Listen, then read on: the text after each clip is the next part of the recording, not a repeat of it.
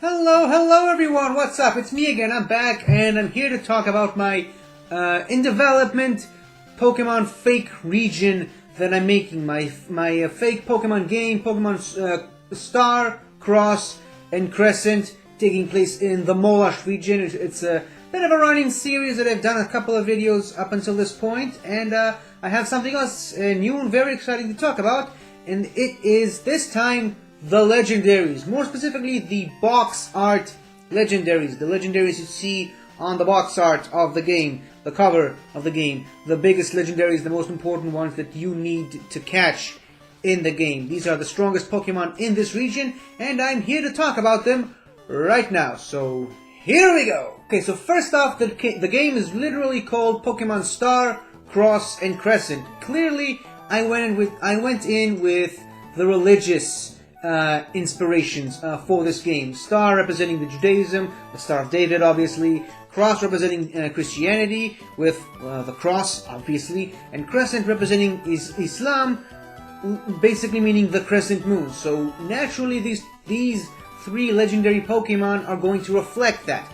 Their trio name is the Peace Trio because let's just say that the whole region that it's based on, Israel specifically and the Middle East, hasn't really been quiet over the last couple of hundred years, and well, it's seen a lot of wars. So my hope for this region is that to imagine a sort of utopian society where everyone made peace with each other, and all three factions, in this game in particular, the Jews, the Christians, and the Muslims, are all living together in peace and harmony, and that's how I came up with the name the Peace Trio. And also it kind of sounds a little bit like peace treaty, which is something that Israel is trying to do a lot these days. Let's start off with the first member of the trio, Archaea, the star Pokemon. Okay, so right off the bat, the first thing you notice about this Pokemon is that it literally has the Star of David as part of its design. Clearly that's my intention that I was going with it, and I'll just use this opportunity to mention that I didn't actually draw any of the stuff. I actually paid someone on Fiverr to do it for me because I have zero talent for drawing. Now going back to talking about the Pokemon itself, Archaea, the star Pokemon, it's a lion. Clearly, it's a lion. It's more specifically, it's a bronze lion from bronze lion statues, and also a lion. A lion is the actual symbol of the city of Judea, and now currently the city of Jerusalem. And it's mostly represented in bronze, so yeah, a bronze lion makes sense for this Pokemon, right? Obviously, its mane is shaped like the Star of David, and that's kind of how the people of this region, the Morak region, got the inspiration to make these religious symbols. That's how they got the inspiration for the symbol of the Star of David. Now, obviously, as you can see, its Star of David mane is kind of a three-dimensional Star of David, which actually has a name in Jewish traditions. A three-dimensional Star of David is commonly referred to as Merkava. That's more or less the name of it. Also, Merkava is the name of an Israeli tank. So this thing is a tank Merkava in a lion, sort of a thing. You can see that its legs are all metally and springy. Yeah, those giant springs are literally the giant springs keeping the wheels of a Merkava tank together, and I was a mechanic in the army. I know how these springs look like. I've stood next to these things so many times, I should know what they look like.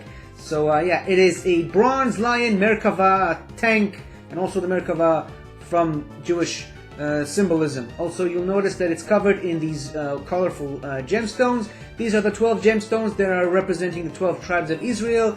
And also they are the ones that decorate the Ark of the Covenant, a sacred Jewish artifact, which is also decorated by two winged lions. We'll get to those in a separate video later down the road. And also its tail kind of looks like the string of a tzitzit, which is a traditional Jewish form of clothing worn mostly by the religious people. Also, you'll notice that its front left leg is all black. It is a reference to the tefillin, which is another sort of Jewish tradition of wrapping leather on your left arm, and it kind of looks a little bit like a spiral, so I kind of decided to make the leg entirely black to kind of represent that part of the Jewish tradition. Now let's go over its name a little bit. Its name, Archaea, literally comes from the Hebrew word Archaea, which is Hebrew for lion. Also the word Har, which is the Hebrew word for mountain, because of Mount Moriah. That's where God supposedly told the people of Israel to build the temple for him, and that's where both the first and the second Jewish temples were built, and that's obviously where Jerusalem is today. Also Ark, as in the Ark of the Covenant. Merkava, referencing the three-dimensional Star of David and the tank that I mentioned earlier. And also Yah, which is a very common way of saying God's real name, Jehovah. Jehovah, Jehovah, Jehovah! I'm warning you, if you say Jehovah once more! This Pokemon also has the ability Defender.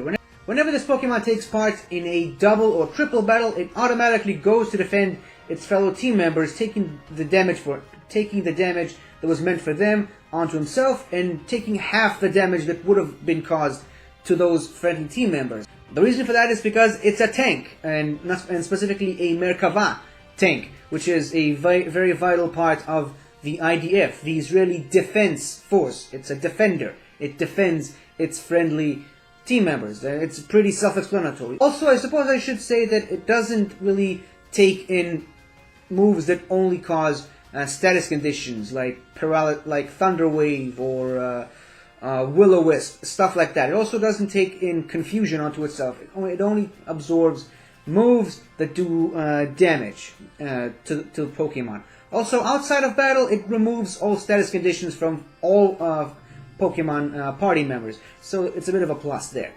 Its signature move is called Holy Shot. During this move, this Pokemon stands on its hind legs, so in a pose very similar to lions on sigils and coats of arms, and also on the symbol of the city of Jerusalem.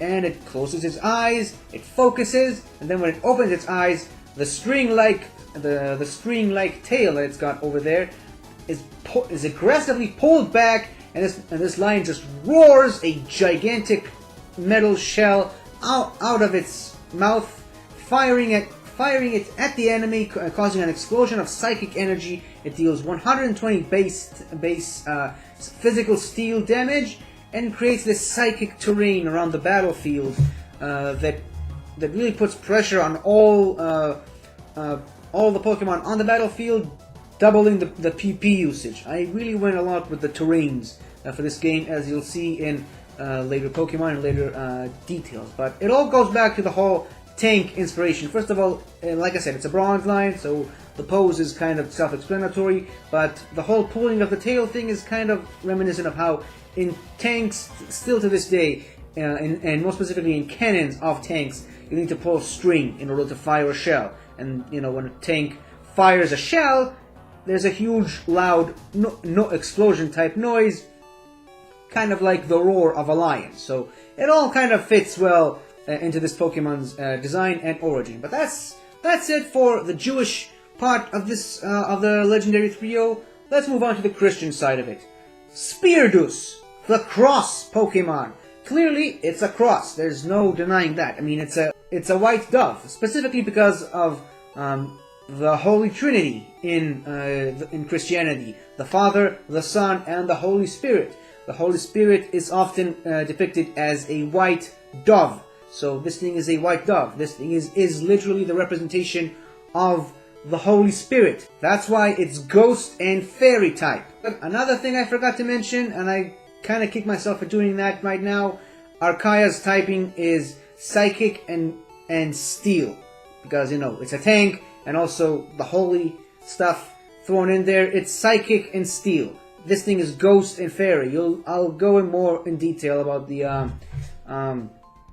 type triangle thing later in this very specific video. But yes, like I said, it's a dove, and it's colored in red and blue, which are the colors often associated with Jesus and various other holy figures in Christianity. Red represents royalty, and blue represents the sky, and put them together, it's the color of divinity, celestial royalty, and all that stuff. Its head is kind of designed like an apse, which is the inner sanctum of a church. That's where the preachers go there to pray. and I kind of represent, you know, the head and the beak of this Pokemon. Also, its eyes are a bright blue turquoise because that's how people thought, still to this day actually think, that Jesus looked like. They think he has blue eyes. Obviously no one has ever seen him, but that's just how Jesus is being depicted in artwork, still to this very day. Now, going over its name for a little bit, its name, Spiritus, it's pretty self-explanatory. It's obviously spirit, but also spear, because of the spear of destiny, the spear that allegedly Jesus was stabbed with. It's spear. Also bird, because it's literally a bird, and this is mostly because of, you know, Jesus, Spiritus. Also, when its name is said kind of fast, it sounds a little bit like Spiritus, which is the Latin word for spirit. Also, another thing I forgot to mention, Archaea's name, when said aloud, it kind of sounds a little bit like Archaea, which is the Hebrew word for firmament, which is the sort of, in the Bible, it's the layer that separates the sky from everything else. So yeah, it's kind of sort of like the dome keeping people in, because people back then thought that the earth was flat, obviously. Going back to Spiritus, again, its ability is resurrection, because obviously Jesus was resurrected. And well, whenever this Pokemon faints, or any other friendly Pokemon on the battlefield faints, this Pokemon automatically revives that Pokemon with 50% of its HP. It's sort of like using a revive without actually using a revive. However, it only works once per Pokemon per battle. So if a Pokemon in, like, say, a triple battle faints, this Pokemon automatically resurrects that Pokemon, and if another Pokemon also faints, it also resurrects it, but it can't do it again for the same Pokemon that has already fainted, including itself. So you get one get out of faint free card, but it only works once, so you gotta be very careful with that. And also, outside of battle, once the battle is over, it revives all fainted party members. And it's sort of a bit of a bonus. Its signature move is Easter's Gift. This Pokemon flaps its wings and flies all the way to the top of the screen, and then it just creates this magical sort of spirit-like aura around the battlefield, removing 34% of the enemy team's HP and healing its team members for 34% of their HP. And it also leaves this fairy magic sort of terrain that heals 34 HP to every other Pokemon still standing on the battlefield after that point.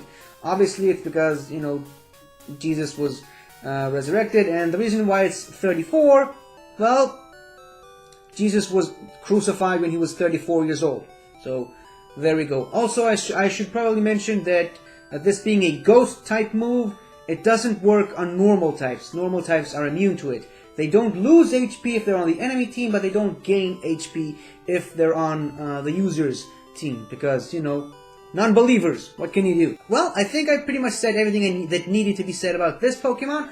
Let's move on to the third member of this trio, Morak Hill, the Crescent Pokemon. Okay, so right off the bat, there's something I gotta mention. This being the Islamic Pokemon representing everything in Muslim culture, having artwork representations and depictions of the Prophet Muhammad are 100% forbidden, which is why this isn't really the Prophet Muhammad. It's his horse, Al-Burak.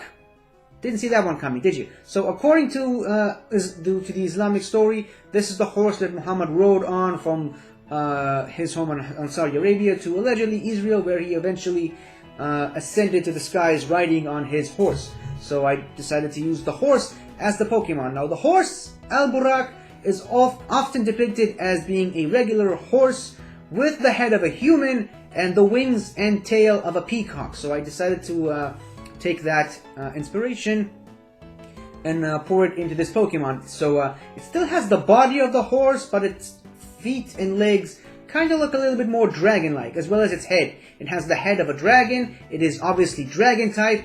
It is dragon and dark type. More specifically, for the dark type, it represents actual darkness, the darkness of the night, because according to the story, Muhammad and Al-Burak went up to the sky during the night. So it represents nighttime darkness as opposed to the evil that the dark type is often associated with. It's not an evil Pokemon. It's just a Pokemon of the night, a Pokemon of darkness. And as you can see, its wings are kind of shaped like a crescent moon, and its head is kind of shaped like a star. So when viewed from above, it kind of looks like the star and the crescent moon, which are the main symbols in Islam. And as you can see, I kept the peacock-shaped tail, and its wings and tail are covered in stars, as to reference the night sky. Its name, Morak Hill, comes from obviously Muhammad, Al-Burak, and Khil, which is a very common and casual word for horse in Arabic. It's not the actual word for horse in Arabic, but it's sort of a common term for horse, Khil. So it kind of fit to the name. This one was the hardest one out of the three to name, because I don't know, I was trying to put a couple of different words together and none of them really made sense. So this was the best one that I came up with, and I'm actually pretty proud of it. Also, when you say it fast, it kind of sounds like miracle. So I guess it works on all different fronts. Its special ability is type share, basically meaning once the thing is on the battlefield, it automatically adds its types. It automatically adds its type combination of dragon and dark to all the other members of its party that are currently on the battlefield with him. And remember, I did mention that up to 3 Pokemon from the same trainer can be on the battlefield at any given time. So any other Pokemon that is on the battlefield with this Pokemon automatically receive the Dragon and Dark type, specifically the resistances. So basically, any other Pokemon automatically gets resistances, gets resistant to Fire, Grass, Water, Electric, Ghost, and Dark, as well as the immunity to Psychic. The unfortunate part of it is that it also receives weakness. Its weakness to fighting, Bug, Ice, and Dragon, as well as a 4 times weakness to Fairy. So you gotta be very careful on that. Don't just put this thing on the same battlefield as Hydreigon or something like that, because that really wouldn't be good for you to be 8 times weak to Fairy. So yeah, be careful with that. And the reason for that is because Muhammad, the Prophet, was a very enlightened man. He was a very wise and smart human being, and he wanted to share his wisdom and teachings with the rest of the people he was surrounded with. And that's how and why he was able to gather so many followers onto his side. He was a very smart and enlightened man, and he was able to surround himself with people willing to learn from him. And also, outside of battle, it makes wild Pokemon appear more frequently in the wild, especially Dragon and Dark type Pokemon, which match his specific type. And it also has a higher chance of these wild Pokemon to be shiny. So obviously, I don't really have to explain why that is, because a lot of people really loved the teachings of Muhammad. A lot of people wanted to follow in his footsteps. So yeah, a lot of Pokemon from similar types appear more frequently in the wild. So there you go. Its signature move is called Night Mirage. First of all, this horse-like Pokemon puts all 4 of its legs on the ground, closing its eyes, focusing, and then the camera of sorts sort of pens above him and views him from above, showing off how it kind of looks like the crescent moon and the star. And then this Pokemon just bounces up into the air and flies across the battlefield with its wings and tail kind of covering the entire battlefield sky with the night sky full of stars, and then all the stars just fall onto the enemy team, bombarding them with special Dragon type energy, dealing 120 base special Dragon type damage, and creating this darkness terrain around the battlefield, reducing all Pokemon's accuracy, with the exception of Dark and Bug type moves, because obviously it's easier for them to see in the dark. And one thing I wanted to add is that it's the very exception of a Dragon type move that actually deals damage to Fairy type. I specifically didn't want this move to be immune by any type. So it does deal damage to fairy types, just not a whole lot. It does a little bit of resistant damage, but it's still a very powerful attack. And obviously, and where did I come up with that idea? Well, in Islam, the whole event of how Muhammad went up to the sky riding on his horse is called El Maharaj. So yeah, El Maharaj, Night Mirage. It actually worked for me, so there's no reason it shouldn't work for you.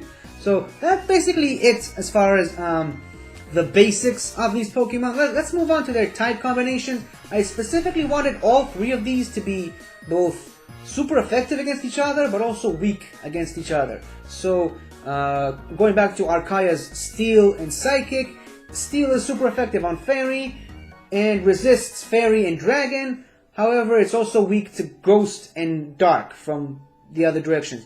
That one actually worked pretty perfectly.